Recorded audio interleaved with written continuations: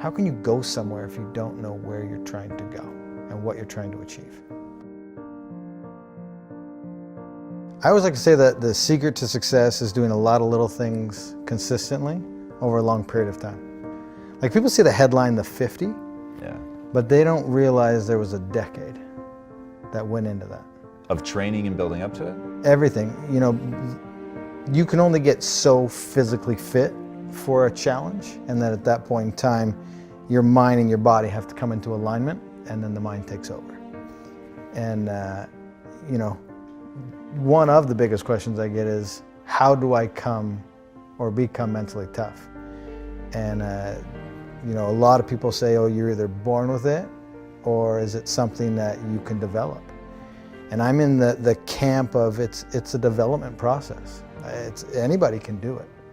And I mean, it started for me in 7th grade. I grew up as a wrestler in Canada. And I lost my very first match. In fact, I lost almost every match after that. Wow. the entire season. Why'd you keep going? Yeah, I just, you know, I'm the type of person that I don't love to be defined by those moments. It was like the 5K that I huff, or the 4-mile fun run. I don't like the word fun and run together. But either. Yeah. How many people do you see running around smiling? Yeah. But for me, I don't enjoy those moments to define me, and I wanna overcome that. And so I would wake up and study the sport and show up, and you know, that you always hear, show up early and stay late. And I really did that, and by the time I hit my senior year, I went undefeated. Wow. And it's not because I had any talent, it's because I was willing to show up. And so for me, that's where it starts. Everybody always says I have bad knees. And I say you have bad knees because you don't run. And because that guy right there in that stadium that couldn't get up and walk after his marathon shouldn't have gone on and did what I did. Which means also that I'm not talented or gifted. It was a process that I went through and figured it out. I was obsessed with that not being my defining moment, right? A marathon was the pinnacle of running at the time, and I only gave myself 5 months to get ready for it. And I coach full time now with athletes, and one of the biggest things I try to get people to do is back down off the inspiration and let's build a foundation. Because having a giant goal is phenomenal, and you should. But as long as the time frame associated with it has the proper balance. Because when I did the first world record, had I had the idea to do 50 consecutive, it still would have been a great goal, but not in that year. I had to go through the process and take my knocks and learn and evolve and grow to get to that point where I could even, you know, toe the line for 50. How much of the learning and growing was your body growing and getting stronger and more capable, and how much was knowing how to deal with what you were going to go through mentally? Yeah, both play a very pivotal role, because the amount of volume that I was doing, it's the smaller stabilizers, ligaments, tendons that don't develop as fast as muscles do. And that's why a lot of people get hurt, because they go too quick with the development of these things. And the muscles will always grow faster than the smaller stabilizers things, and people aren't paying attention to those details. And they just get so excited with the enormity of the journey that they're not paying attention to those small things. And if you overlook those, you're going to get injured and you're going to be sidelined. Mental is obviously huge, and that is the sword that you have to continually sharpen. So again, the goal would have been great in 2010. I wasn't nearly mentally tough enough. I had to go through that process to where I could wake up and do it. It's like a muscle. It's like a cardiovascular system. It's something that you can develop, but it takes time. Confidence builds confidence, and success builds success. And having not taken the right steps, I would have ultimately failed come time for the 50. One reason was not enough for me to get back on my bike and do 20 more Ironmans. But as I started going through the list of everything that I was doing and why I was doing it, it's interesting because I would gather them all together, and I'd focus on this big ball. and I would bring it in close to me. And as soon as I focused on that, I started to experience a rebirth. Because now I was focusing on the very, very next moment that I had control over. And everything that I was trying to accomplish and why I was there. And I call this process, now looking back on it, both a rebirth and putting on my uniform, which was the alter ego. And my uniform was those yellow sunglasses you've seen me wear in some of my pictures. And when I put those glasses on, that's when the Iron Cowboy comes out. And that dude is a bad, bad man. And there's nothing that's gonna get in his way. And I do a lot of speaking from stage now, and I want to encourage people to find whatever their uniform is, find whatever their alter ego is. Because when you discover that and how to flip that switch, that's when nothing gets in your way, and that's where you shift your focus and you realize what your purpose is. And I knew if I had the courage to get back on my bike and finish that day and then do the 20 more, my life would be different. That you're thinking that while you're there on the ground. And this whole process was about 8 minutes. The whole thing from complete meltdown to breaking all of the purposes and whys down to the realization, the rebirth, and getting back on and going. And it can happen that quick. We're moments away every day from a decision that's going to completely change our life. Every single moment of every single day has a massive impact on where you ultimately end up. And so that was a huge turning point, but it was all the decisions before and after that led to that moment. If the journey you're on is big enough, and it's going to have enough impact and change your life and other people's lives, one reason's not going to be big enough. And you need to put a lot of thought and a lot of preparation and a lot of meditation into all of the reasons why.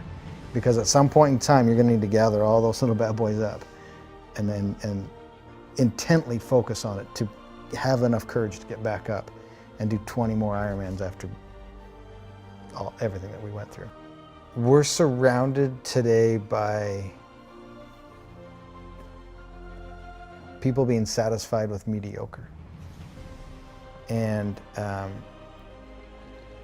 for me, as soon as I realized that I could believe in myself, and I had a supporting crew beside me and around me, that it opened up a lot of the doors.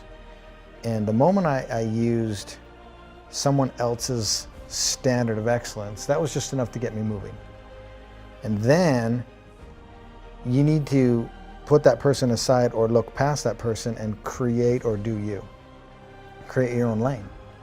And so for me, you know, once I stopped looking at what everybody else was doing and then truly believed in what I could do, that, you know, combining it with all those character traits that I talked about before, that's when human potential is truly can be found and experienced.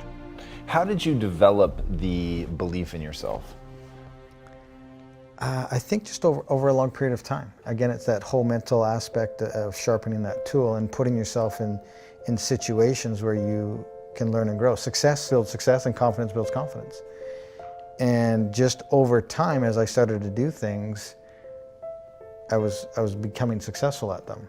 And I was doing a lot of little things consistently over a long period of time. And that's what allowed me to build the confidence to take on the next. And so it was learned. It was learned by doing and taking massive amounts of action. You have to immediately act and go after it. The only thing I'm trying to do is to get people to open their minds as to what is possible. We're living in a day and age where we're limiting what we think is possible. We're getting in our own way. And my thing that I want to get people to do, and you've probably heard somebody say it before, but motion creates emotion. The hardest thing to do is start moving, engaging. Once you start to move and engage, you realize two things. One, it's not as scary as you thought it was. And two, you actually start enjoying what you're doing. It was the only thing that was scaring you was the first action. Dude, I'm just like every ordinary dude that's out there. I just have learned to put myself in the game. I've learned to show up every single day. The moment you realize the next step isn't going to kill you, and that next step is the first step to evolving, changing, growing, and learning and becoming literally the best version of yourself, that's the most beautiful thing. It's not going to kill you. And putting yourself in the game, you're giving yourself an opportunity to achieve something that everybody else said was impossible.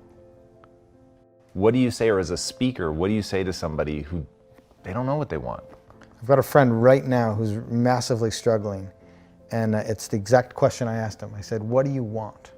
What's your passion? What are you trying to accomplish? He could not answer the question. And so my next question was, this is what you have to do first. You have to find out what you want and where you want to go. Then we can start formulating the plan. You can't formulate a plan and figure out the steps unless you know where you're trying to go. You'll just spin around in circles and probably move backwards. How can you go somewhere if you don't know where you're trying to go and what you're trying to achieve? And here's what people do, is they get dead set on the journey that they want to take, and they're so rigid with how they're going to get there that they don't see the door over here, and they don't see the bend in the river, and they try to cut because they know they're going right here, and they try to cut through.